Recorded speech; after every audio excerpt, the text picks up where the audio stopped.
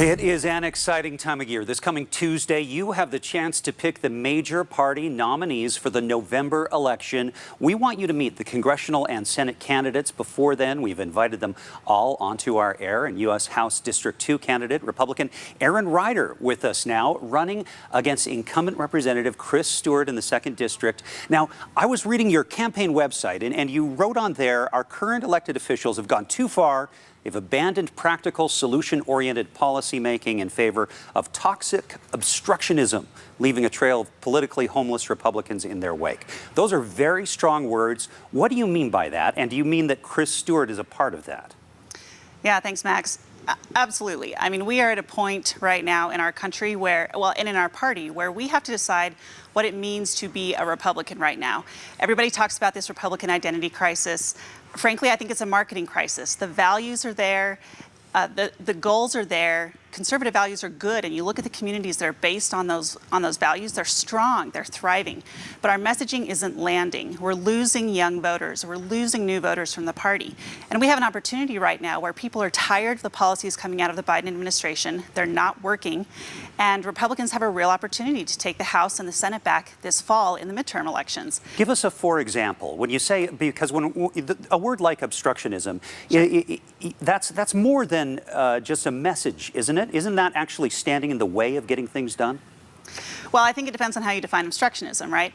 If our elected representatives spend all our time pointing their fingers at the other side instead of actually sitting at the table and getting the work done, that's a form of obstructionism because nothing's happening, right? We see all these executive orders coming out of the White House right now. Well, it's because Congress can't work together. And so the presidents, and it's not just President Biden, President Trump, President Obama. You take this back several years now, and Congress is stuck. Congress is not working together.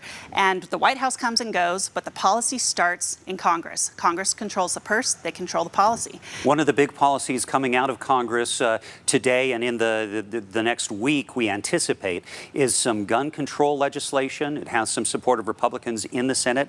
Chris Stewart has said he's interested in seeing it. He likes some of the ideas. What do you think? Yeah, I think Republicans have to come to the table on this. We can have smart regulation around guns that does not threaten the Second Amendment. And when Republicans refuse to show up to the table on this issue, we abdicate the conversation to the other side. That's the problem. We have a problem in this country with gun violence. We have to address that. We should not be afraid to show up to the table and talk about some smart policies that we can all get behind. Another thing that's come up in this in recent weeks is inflation, talking about gas prices, the president encouraging Congress to have a holiday on the gas tax, 18 cents. Do you think we should do that? Boy, the problem with the policies coming out of the White House right now is that everything's reactionary. There's no plan for the future. So we're slapping policies together like a Band-Aid trying to hold these issues together, and it's not helping, right? Sure, let's talk about a gas tax, but is that really going to solve the problem? No, we've got to get an energy plan in place. We've got to figure out how to get ourselves energy independent, to get the resources that we need without having to go to the Middle East or to Venezuela. And then we've got to also plan for the future. What do we want our future energy policy to look like? There's no plan right now, and it's killing us. Erin Rider, candidate for the 2nd District, challenging incumbent Chris Stewart as in the Republican primary. Thanks so much for joining us. It's good to meet you.